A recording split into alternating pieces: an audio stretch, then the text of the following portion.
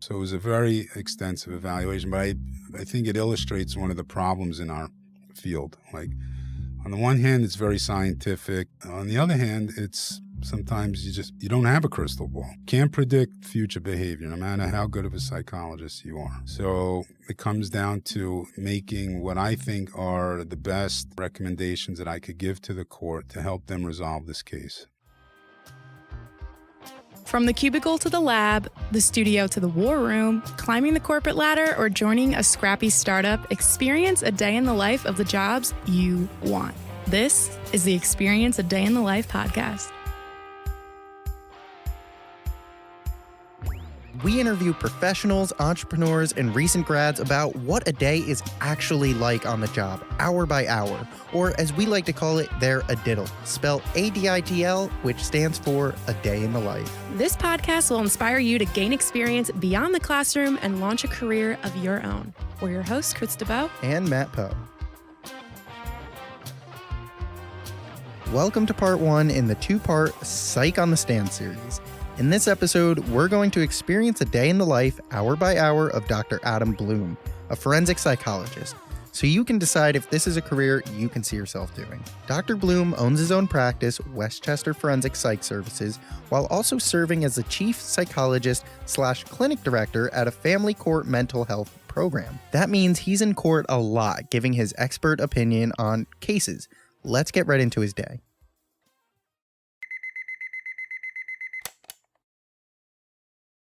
It's 6 a.m. and Dr. Bloom is waking up getting ready for his day. He's out the door by 7:50 and arrives at his office in Manhattan by 8:45 for grand rounds with his team. Let's meet Dr. Bloom and learn more about what being a forensic psychologist actually means. I thought forensic psychologists were working with DNA and doing detective work to see who murdered someone and why, but no, it's more law and order, way less CSI. My name is Adam Bloom. I'm a board-certified forensic psychologist. I run a business called Westchester Forensic Psych Services. I have an office in Manhattan and Westchester.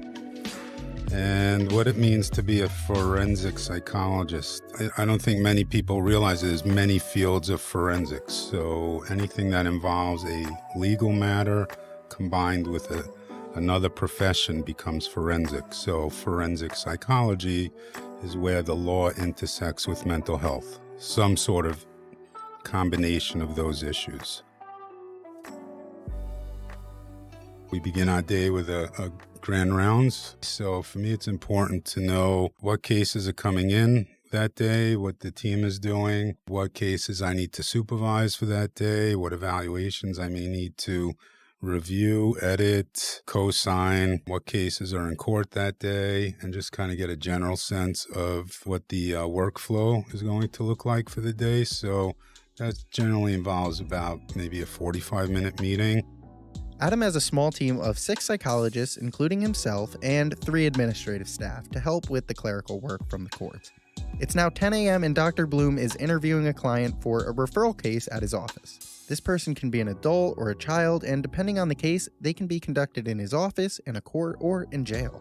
These are one-shot interviews. It may be 2 hours, it may be 4 hours. It's until you feel you're good to write this report. Remember, so the thing with what we do is that most psychologists, they just do their thing, right? They work in a hospital or in their private practice. They don't answer to anyone. They keep little notes in their files, but no one ever sees them because they're confidential. Forensic psychology is the opposite, right? The first thing we tell people is that, listen, whatever you've seen on TV about having a therapist and they're not allowed to say what you tell them, that the opposite is true here. Nothing you tell me is private. I'm going to write down everything you say.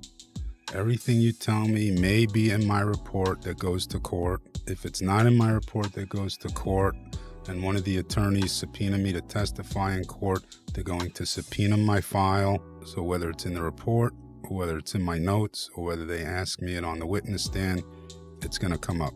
So nothing you tell me is private. So that makes your job a lot harder then, right? To You get would stuff think, out? You would think, right? Yeah. But it's always surprising to me how much people tell you. I mean, I tell my kids that if you're ever brought into a police station or a courthouse, I mean, do not talk to them. Tell them you want your parent here. Like, do not talk to them because, we're good at what we do. We're good at, establishing connections with people. We're good at asking the right questions. We're good at getting information. But if I was interviewing you in the courthouse setting, I would have in my head, a script of information that I need to get from you. Like, I need information about your background. I need information about your friends, your social activities, how you're doing in school, what you're doing after school, who you're hanging out with, what your parents may or may not know about what you're doing, your drug use, your alcohol use, your sexual behavior. And all the while I'm assessing, as we're talking, your mental status. Like, are you speaking clearly? Do you seem intelligent to me? Are you trying to be deceptive? There's ways of asking questions in different ways to see if you get, consistent responses.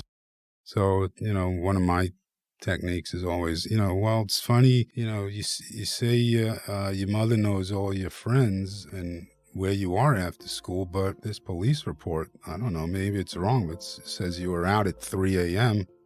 in a stolen car. Did your parents know about that? So, right. You kind of push and you ask, you come back to something, or there's ways of kind of gauging the level of honesty that you're getting. So you're doing that type of evaluation and you're getting all this information you need. And then, you have to focus it around remember I said everything has a referral question, right? So that's what makes it there's a legal issue, right? Depending on what kind of case you're doing. The legal issue is what guides your evaluation. So you have to kind of have the clinical skills, but then be able to translate it to the legal issues. So in the case of juvenile delinquency, the ultimate issue is, what are the needs of this young person for rehabilitation, treatment, or confinement? And you have to balance that with the need to protect the community. So it's an assessment of the child and their functioning, combined with a need to protect the community from danger, and you have to present your recommendations to the court. The kid's lawyer might want one thing, the prosecuting attorney might want another thing, and in forensics, someone is always happy with your recommendation, and someone is always very unhappy with your recommendation. And that's true across the board. True in a divorce case, in a custody case, in a fitness for duty evaluation. It's either going to be good or it's going to be bad. When he's interviewing someone in a court setting, it's usually to evaluate a person's competency. Competency to stand trial, competency to enter a plea, competency to waive having an attorney, things of that nature. The reason he's brought in to evaluate people is so the court's verdict isn't overturned on an appeal. Someone says, I don't want an attorney. I want to represent myself. Well, if you only have an IQ of like 68 or you come into the court and the court doesn't know if you're high on drugs or on or off your medication or even intellectually disabled, the court wants to make sure that they're following the proper steps so that they don't get overturned on appeal. That makes them look bad. So that's competency issues are very common referrals in forensic psychology. What happens if they're not competent? Well, it depends in different types of proceedings. If you're not competent to stand trial in a criminal matter, you could be committed to a psychiatric facility. And then there are attempts to rehabilitate you, to stabilize you to where you get to a level of competency that you could then come back to court and proceed. Otherwise, you can be committed to a psychiatric facility and the criminal charges are dismissed, but you could be held in the psychiatric facility. If you're a juvenile or an adult in family court and you're found not competent, you can be assigned a what's called a guardian ad litem, which is separate from your lawyer. So you have a lawyer and another lawyer assigned to you to kind of act in a kind of parent role, kind of look out for your best interests. So there are different things that can happen. But to go through the court process in any court, in any jurisdiction, you need to be competent. It's a legally defined term. And if the court finds you're not competent in any way, then there are various decision trees that happen. Another setting where Dr. Bloom conducts these interviews is in jail, which is not his favorite. How often do you have to actually go and meet with someone who's incarcerated? The answer to your question is I try never to go to jail because jail freaks me out, and I don't want to go into jail even as the doctor. Was the first time that you did it, like, made you realize, like, this is not for me? Was there a specific There was an instance? incident like that. Yeah, Okay. I was interviewing for a position in the Westchester County jail system as the director of psych services, and while I was there for an interview, I smelled something horrible. And they told me that they're pretty sure it was a rat that was stuck in the ventilation system that was, decaying. And then while they were explaining that to me, the alarms went off and the jail SWAT team went into action, and they took this guy out of his cell who was covered in his own feces. If that was it for me, I was like, this is not for me. I can't do this, Totally. Not to say that happens all the time, but it's just a very intense population, and the environment's intense. And being a family man with kids, and I just didn't want to deal with that in my life every day and bring that home. So I just stayed away from there.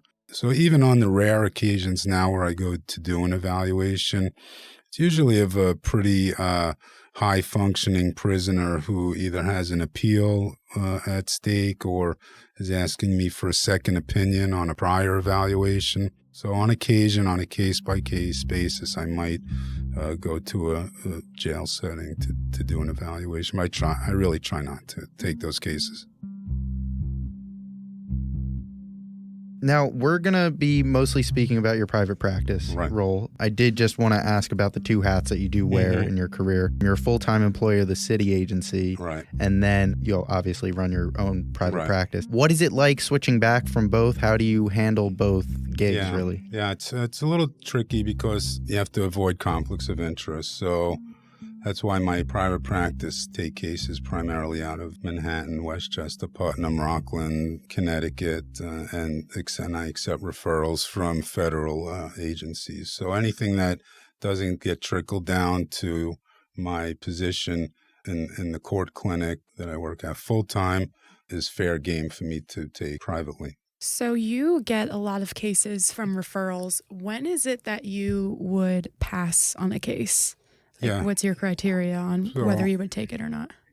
So in my private practice, I tend to get the majority of my referrals come from high conflict divorce and custody disputes. So people are getting divorced in Supreme Court and can't figure out what to do with their kids, when they're going to see the other parent, things like that. When parents can't figure that out, the judge will usually order a forensic evaluation. So I get a lot of those referrals. And there are many factors. One, how busy I am, how many cases I have open at the time, how long I think it would take to complete them, what the payment is. There are different payment streams that come in. Some for indigent population, the city and state might pay, and that's a lower rate. For some of the wealthy families, you set your own rate, and that could, go up. I'd say the range that I know of at this time is anywhere between $300 an hour to up to, $800 an hour, so you're talking a really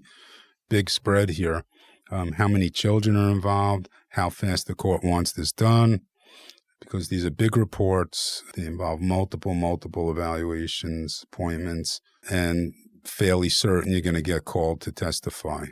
If you don't think you could handle testifying in court, don't become a forensic psychologist. If you can't write a report that will stand up to serious scrutiny, peer review, second opinions, don't become a forensic psychologist. Back to the day. Speaking of writing reports, it's now 11:30 in the morning, and Dr. Bloom is reviewing emails and working on report and testimony preparation. When Dr. Bloom is referred a case or has a private client, he interviews people and takes detailed notes. What he's doing now on this day with his detailed notes is he types up a report for every party involved: lawyers, judges, other psychologists who are brought in for a second opinion, etc. That's why he said, don't be a forensic psychologist if you're not willing to handle serious heat. He then has to testify his findings on the record in the court and field questions from lawyers on both sides. So how do you organize your thoughts in sessions to then translate to the report? I imagine you need extensive detail for these reports. So are you writing things word for word or? It is. It's a shorthand, but remember, it's fair game. It's going to be subpoenaed if you come into court. So they're going to get your notes. So, I learned the hard way not to, write little acronyms about people, oh, Dr. Bloom, what does FLK mean, in the margin of your notes? And, oh, my God, that meant funny looking kids, like, don't write that, don't write FOS, full of shit, Oh my God. Because it's going to come up. So Interesting. But you have to keep and it is as much as you can verbatim. So I kind of take shorthand on my question because I know what that is. Like if I ask you, how far do you go in school? I just put grade and then I'll write your answer and I try to get it pretty verbatim because I may want to quote you in my report. And that's a very big issue in testimony. Well, are those your words or is that what my client said to you? So, are you paraphrasing or did my client say that? And, can you, do you have your notes with you? Can you show me? I say, that's what your client. Are you ever allowed to record? No recording. Most lawyers in New York will oppose it unless they're present, and it just hampers the process. There are other forensic evaluations that are recorded, but not the ones that I'm familiar. So it's a debate whether they should be recorded or not. So speaking of the reports, how do they physically look? Is it just like a long, if they're you were long. to look at They're a long. long essay? It they're long structured fill reports. in the blank sort of thing? No, they're okay. completely, they have a format, like I described, so we cover areas. The first section of a report is the legal issue, the referral issue. You talk about what brought this person to court, why they're in your office, and you have to describe every source of information that you're used for your report in detail. So you can imagine if you get a file this thick and there's tons of records, each one of those has to be kind of listed and summarized, and then you have to describe the person's, history, development, current functioning, mental status, substance abuse, alcohol, assessment of their parenting, if they're a parent, or assessment of their juvenile delinquency, or it has to be a risk assessment section because that's a key component to any evaluations. What kind of risk does this person pose to either their child, their spouse, the community, whatever, and then your recommendations and conclusions. So these reports can range from 3 pages to 50 pages. On a contested custody evaluation, I have colleagues that write 200-page reports, 300-page reports. I'm not a big report writer, so I tend to be more short and sweet or concise, or however you want to say. I kind of try to not send in a huge report because I don't think that helps much. Who's going to read it? They're just going to skip to the end anyway and see what you recommended. Plus, it gives them more ammunition to use if they do bring you in to court. My reports tend to be, between 10 and 25 pages, I would say. All the information's in my notes or in my head. I don't think that everything needs to go into the court report. So they're a set structure, but they're pretty intense. They're like single spaced, 11 font, typed up. There can't be spelling errors. These are going to be held to a very high standard. Remember, if you're not happy with my report and you have the means to do so, you're going to hire another psychologist to go over my report or to give a rebuttal or a second opinion. Or if you're a party in a divorce who's not happy with my report and you have the means, you're going to bring me into court, have your lawyer cross-examine me, then maybe hire another psychologist to help the lawyer rip me apart in court the next day. There's spelling errors and you have the wrong name in there and there's, glaring errors in it, then they could toss your report and then you're not going to get any more referrals from those attorneys or that judge. It's now 1 p.m. and it's time for lunch, but he's eating on the go because he has a court appearance at 1:30. I included this case because I hate to say it, but it's a pretty common issue in my business. So And I'm not going to go into details because it's an actual case. So I'm just going to describe, the experience. So this was a case that I've been working on where the parents actually settled their divorce a number of years ago, and everything's been kind of going smoothly. And then all of a sudden, they come back to court a couple of years after their divorce with these fairly serious allegations where mom is saying that the older child now has a recovered memory of being sexually abused by the father. And mom is saying, well, given this, I only want the other kids to have supervised visits with the father. But none of this has been proven. They're all allegations.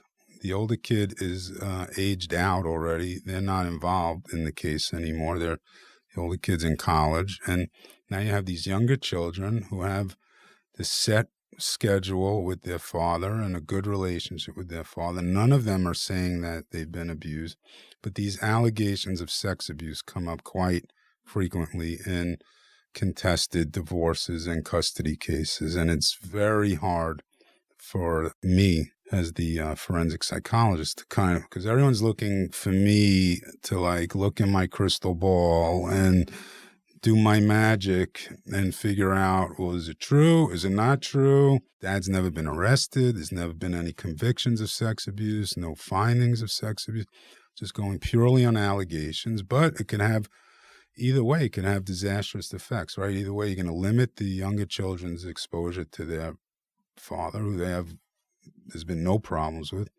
or you're potentially exposing these younger children to what may be a sex abuser. So I had to do an evaluation on that case and testify on it as to what I would recommend going forward. So it was a very extensive evaluation, but I think it illustrates one of the problems in our field.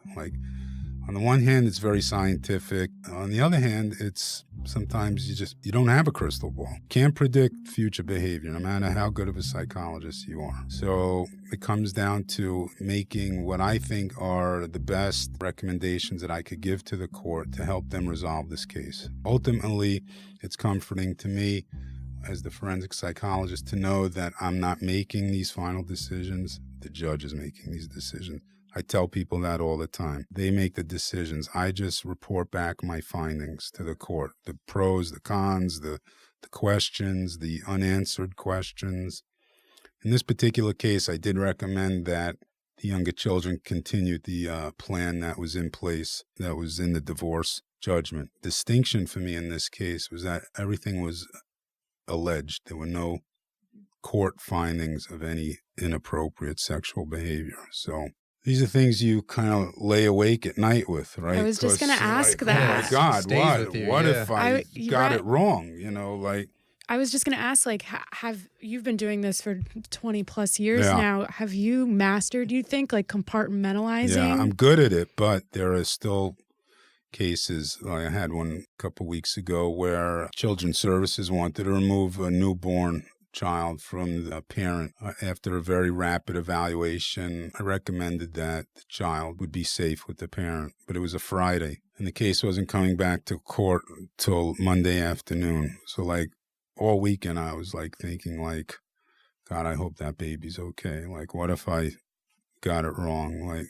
Things happen, right? And you have to compartmentalize, because otherwise you just couldn't function, right? Because we see people at their worst, in the worst possible crises that you can imagine. You kind of have to rely on your experience and your training and know that you did the most thorough evaluation that you can do and give your recommendations. When I watch the news at night, I'm always oh my God, I hope I'm not getting that case tomorrow.